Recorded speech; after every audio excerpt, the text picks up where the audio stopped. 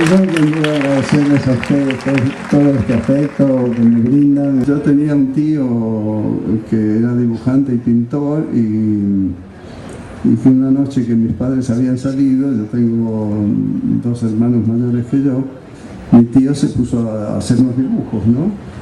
Para entretenernos, y esa noche para mí fue la revelación que de un lápiz podía salir lo que, teniendo la habilidad de hacerlo, lo que uno quisiera, ¿no? Me quedé maravillado viendo dibujar a mi tío. Para mí fue una cosa extraordinaria. Tío que se llama como tú, Joaquín. Joaquín se llamaba así. En la Argentina en esa época había muchas revistas de humor,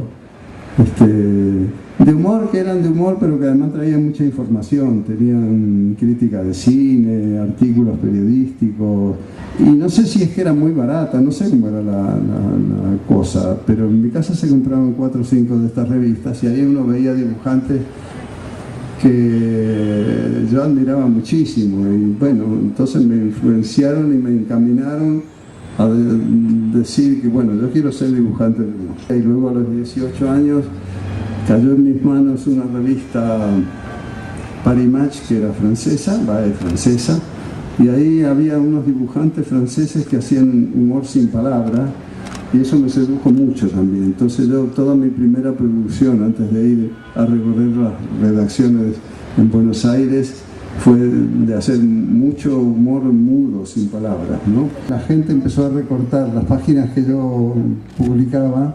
La gente las recortaba y las pegaba, por ejemplo, en el correo, en la farmacia, en el banco.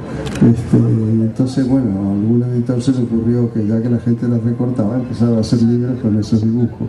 Es algo que ya se conoce, pero incluso Mafalda, su origen está en un trabajo publicitario, ¿no? Sí, eso fue bastantes años después, que me llamó un amigo dibujante, Miguel Brasco se llama. Me dijo que había una agencia de publicidad que para una campaña de electrodomésticos estaba buscando quién creara una familia tipo para hacer publicidad encubierta de estos electrodomésticos. Pero los diarios dijeron, no, esto es indirecto, pero es publicidad, hay que pagarlo. Entonces la campaña esa fracasó, no se hizo nunca, y me quedé con estas 10 o 12 tiras en un cajón durante 2 años. Hasta que un amigo que era secretario de redacción de un semanario de actualidad política, cultural, me dijo si además de mis páginas de humor tenía algo distinto, entonces le mostré estas tiras y me las empezaron a publicar, y bueno, me encontré con que tenía un personaje que yo mismo no conocía y que me estaban publicando, y entonces me tuve que preocupar de ver, bueno, ¿cómo es este personaje? Siempre he hecho política, pero nunca he querido hacerla con personajes del momento, con nombre, caricatura física. Primero porque caricatura física no sé hacer.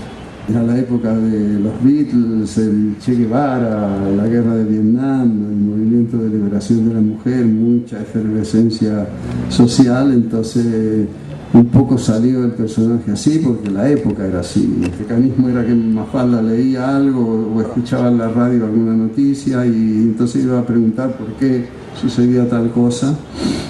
Y bueno, no sé a qué número de tira, 40 o 30, no sé, me cansé un poco de este mecanismo y dije, bueno, acá hay que poner otro personaje, porque si no esto es un aburrimiento. Y puse a Felipe, que era todo lo contrario de Mafalda. Claro. Todos tenemos nuestro Felipito adentro. Y un poco físicamente también pensé, bueno, si la cabeza de Mafalda es redonda, Felipe que sea un triángulo, y después cuando puse a Manolito que fuera un cuadrado, y luego Susanita un óvalo, o sea, fueron todos siguiendo figuras geométricas para diferenciarse uno del otro. Susanita también es un personaje que yo creo que puede tener un impacto como Edipo, ¿no? Porque todas las mujeres tienen, o muchas mujeres tienen su Susanita adentro también, ¿no? Sí, también, claro, sí, es muy común como personaje. Muchas chicas que van a la universidad para conseguir novio. En aquella época era bastante común. Así como luego yo me enteré que en Buenos Aires, por ejemplo, va gente viuda a los cementerios, a ver si conocen otro viudo o otra viuda con la cual engancharse. El sentido del humor, bueno, el sentido del humor uno podría decir que es innato, tal, pero también se forma de alguna manera quizá no tan Claro, académicamente, sí, ¿no? bueno, el caso de Borges lo demuestra, ¿no? Que yo, que vengo de una familia de andaluces con mucho sentido del humor, no supe darme cuenta del sentido del humor de Borges, por ejemplo. Me doy cuenta que he tenido mucho más influencia del cine que de la literatura. ¿A ti te interesa, he visto y lo he testificado personalmente, la gastronomía? He visto que eres aficionado por lo menos a la cocina. Bueno, más que a la cocina, el último libro que se llama La aventura de comer, está dirigido, es más un libro de política social. A mí lo que me molesta mucho en este momento es todo lo que sea transgénico y cultivo. Me indigna mucho, por ejemplo, que pueblos que vienen cultivando un grano desde hace miles de años, de pronto aparezca una empresa norteamericana que registra la patente y a partir de ahí los campesinos tienen que pagarle patente a los laboratorios para cultivar una semilla que siempre existió, ¿no? Un ejemplo para mí muy importante son los tomates, ¿no? Encontrar un tomate que tenga gusto a lo que eran los tomates ya es toda una tarea. Por ahí siempre te dice, bueno, no, pero hay un pueblito de no sé dónde que todavía, pues sí, bueno, pero antes me iba al mercado y los compraba, ¿no? Pero bueno, acá lo que yo lamento es que no podamos dialogar con el público, que el público no pueda hacer preguntas ni... Gracias por todo lo que has aportado en mi vida, o sea, todo lo que has hecho, Bueno, de verdad. gracias por leerlo, porque si no son escritores, lo tiene algo en serio talento. De verdad, muchas gracias. ¿Qué consejo me podrías dar cuando a las 3:30 de la mañana se acabó la tinta y no me sale ni una idea? Y repito, el ojito y la mano, porque las manos, tú sabes, son terribles, sobre todo los pulgares. Pulgares los tienes delante como modelo, ¿no? Que te pongas a copiarlo. Y si no te gustan los tuyos, que copies lo que ha hecho Miguel Ángel, o no sé, tendrás libros de pintura, de dibujo, ¿no? Y bueno, eso, y que vayas a los museos y te cultives todo lo que puedas. Paula siempre despertaba a su papá durante las noches. ¿Por qué no pasa? Y porque tenía temas que la preocupaban mucho y esperaba que su papá se los pudiera contestar, pero lamentablemente su papá tampoco se los podía contestar.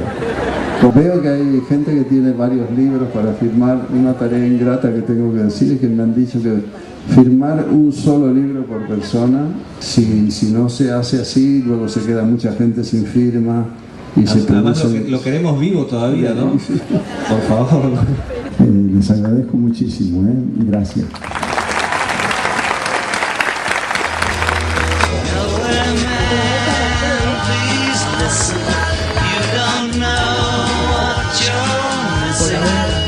Now we're